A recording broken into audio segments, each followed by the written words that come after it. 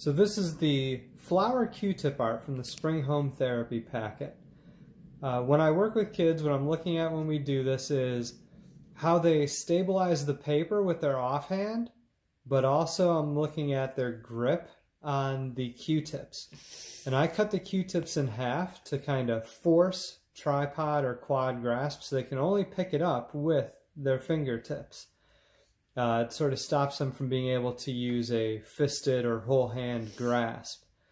Also looking at accuracy of placement of the colors within the dots.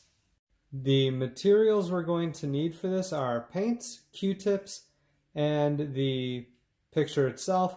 I would also recommend using something to put underneath it so any off-target marks don't get on tables or it doesn't leak through the papers. Printer paper can be a little thin for this kind of paint. Alright, so my assistant here is attempting to color and do this activity. You can see she's using her left hand to stabilize and has decent tripod grasp. She started off making dots but has reverted to painting it. So we're going to keep working on putting in the dots instead of painting. There you go. Use this hand to hold the paper down. That way it doesn't move on you. Oh, you're doing good staying in the dots. Just put a dot. Just go dot. If you need more, reach over and get it. I might have put the paint a little too far out of her reach. Daddy, can you please just... These are easy to find online. I found this dragon one for my son who's a little bit older. A little more interesting for him.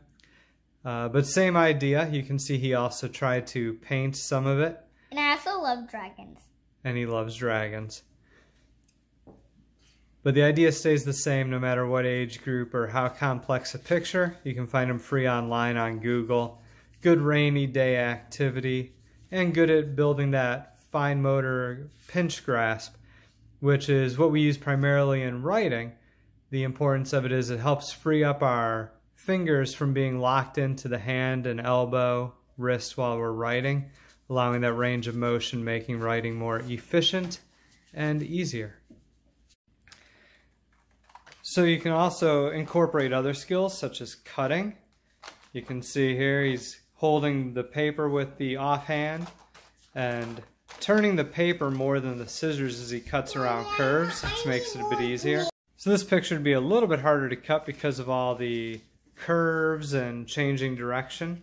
The flower will be easier to cut out. I would just go around and leave the leaves and petals attached, do more sort of general, or just do general shape like a circle around the top part. You can see she's done a good job keeping the Q-tips each in their own color. It's actually pretty hard for kids to remember. She's going back and coloring in the circles now on the top, which is good circle writing practice. You always start at the top and try and make circular strokes with it. So we start at the top. We're going to go down, around, stop. Top, down, around, stop. There's a little bit